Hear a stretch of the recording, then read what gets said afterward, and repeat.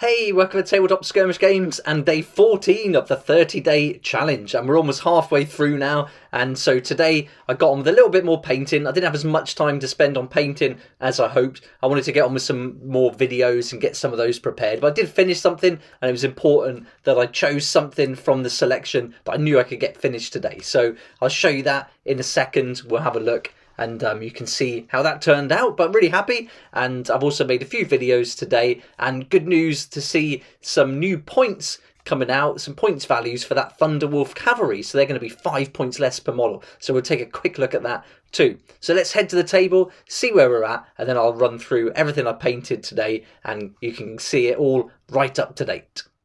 Right, here we are. Back at the table, and a little bit more has been painted up and added now, so nothing much going on at the front here, but if we look at the back, there's a few extra pieces all finished and painted, and that's these cargo containers and all the barrels and all the little pieces as well. And I chose to use colours that matched in with the same colours I've used on the shoulder pads and on the wolves as well. So yeah, you can see these little bits of colours running through the army.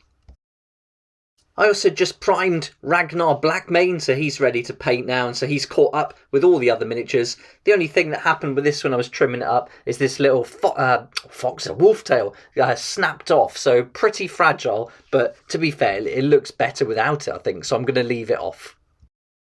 So the main thing today was getting these pieces of terrain painted. I didn't have as long to spend painting today as I did yesterday, so I wanted to get something done that I knew I could get finished in time. So I thought, why not get these done? It's a little bit of a break from the detailed work of the Space Marines, and I didn't have to concentrate too much to get these done, but really happy with how they turned out. These cargo crates are awesome, and you can see they're tall enough to completely hide the Space Marine. You can put them together lengthways, pop them on top of each other, so you've got loads of ways to do that. And I've got another one of these coming with the Imperium magazine collection, so I'll do it in the same way that I painted this one.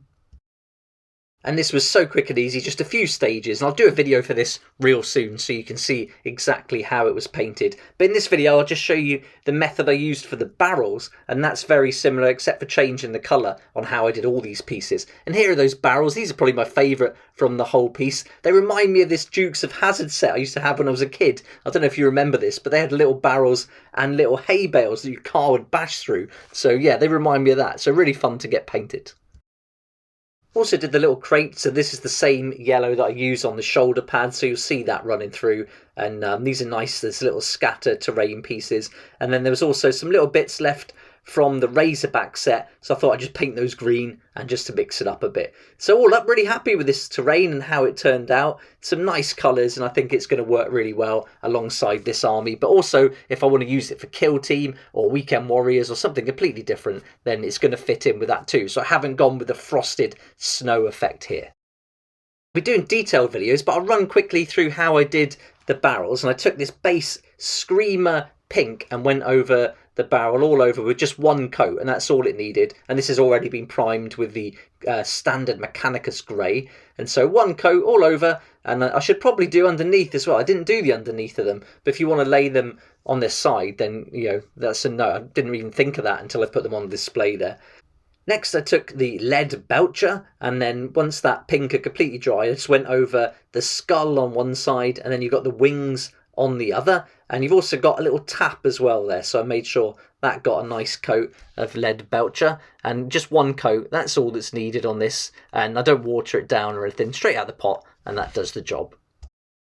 When that dried, I took some Agrax Earthshade and just gave it a coat all over the entire piece. So I tried to give it a nice even coat. I didn't swamp it with the Agrax Earthshade, so just a nice coat all over. That's going to darken and enrichen that colour, bring out the texture of the different metal pieces and give us a little bit of shade in the recesses. And when that dried, I took some Bugman's Glow, and then I've got this brush that came with the Imperium magazine, the Citadel medium dry brush, so I thought I'd give this a try for the first time, and it worked out really great. So just as usual, work that paint off on the kitchen towel, and then just mostly downward strokes, just gently at first so I know how much paint's coming off, and then give that a nice highlight, and then that just brought it to life a little bit. We've got that shade coming through, now a little bit of a highlight. So yeah, really happy with these, nice and easy, and I think they're going to be some really cool little scatter terrain pieces. And here's a comparison so you can see what it looks like with on the left and without highlight on the right.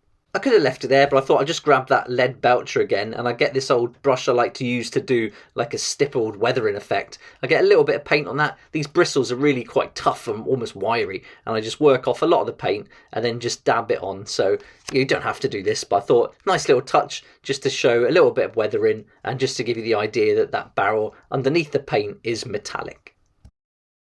So for the cargo crates and the little small containers as well, I just used the same technique but changed the colour. For the large cargo crates, it was Thunderhawk Blue, one of my favourite colours. I really like that colour. And then for the yellow, it was Avalanche Sunset. And the green, I used a contrast. I went for the Dark Angels green, and I didn't need to do an Agrax Earthshade then. And then once that dried, I just went over it with some Death Guard green as well. So that was all there was to it, nice and simple, and now they're ready for Battle 2. I wanted to spend some time getting some videos recorded today, so I did the unboxing for Ragnar Blackmane, so that's up on the channel if you want to watch that. And it was really cool taking a look at the White Dwarf article from December 1992, where this model was featured. Thanks again to Will for sending me a copy of this PDF. It's so cool to read the article, and this was great for the content because it related to the initiation process that I was talking about in a previous video. And you can see here, Ragnar's got blonde hair, so that's how I'm going to do him. I'm going to do him with the blonde hair, go old school and keep it traditional. I also finished the video for how I painted the inside of the Rhino, so I've uploaded that, and that might go on tomorrow or maybe the next day. I've got to wait and see if any news comes up tomorrow. If not, I'll put this one on so you can see that too. And today we got some news for some point changes that's going to come out with this new field manual for the Chapter Approved 2022. So this was good. And in here was 2 units for Space Wolves. So that was really good. And there's going to be a lot more points changes that we'll see from the manual, so I'm looking forward to getting hold of that for the first time as I'm new to playing 40k. But here we can see the Thunderwolf Cavalry have come down 5 points a model, and the Wolfen have come down 2 points a model. I'm not into the Wolfen. It doesn't really appeal to me. I thought it would, but it doesn't. But I'm really happy that the Cavalry has come down because I've got 6 of those, so that's going to save a good amount of points. If I can play all of those at the same time, I'll be saving 30 points. So now the Thunderwolf Cavalry are going to come down from 45 points per model to 40. And what I've done with a lot of them is given them the Storm Shield and the Claw. And the Claw's 5 points and the Shield's 5 points. So by saving 5 points off the total for the model, I'm literally getting one of those for free. So that's really good. And if I only play 3 of these, that's 15 points saved. I could almost get another model on if I look at one of the other units there, but certainly a special weapon, and maybe a Thunder Hammer, that's 15 points. So yeah, I'm really happy to see that coming down in point value.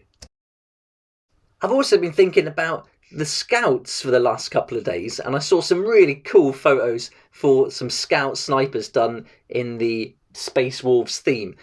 But the army is all about getting into melee combat, getting stuck in, using all the different stratagems and relics to add some protection as they advance and to get them in there as quick as possible. But I think it might be quite fun just to get 5 Scout snipers and get a little set, put them together and see what it's like to play them.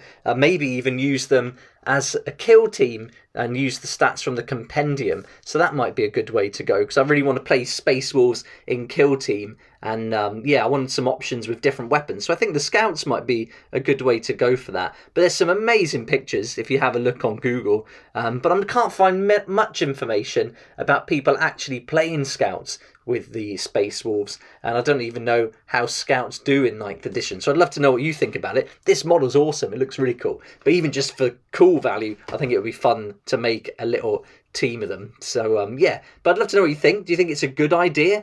What sort of tactics do you think they would bring? And would they be a good addition to a Space Wolves army? Let me know in the comment section below if you think it's a good way to go or not.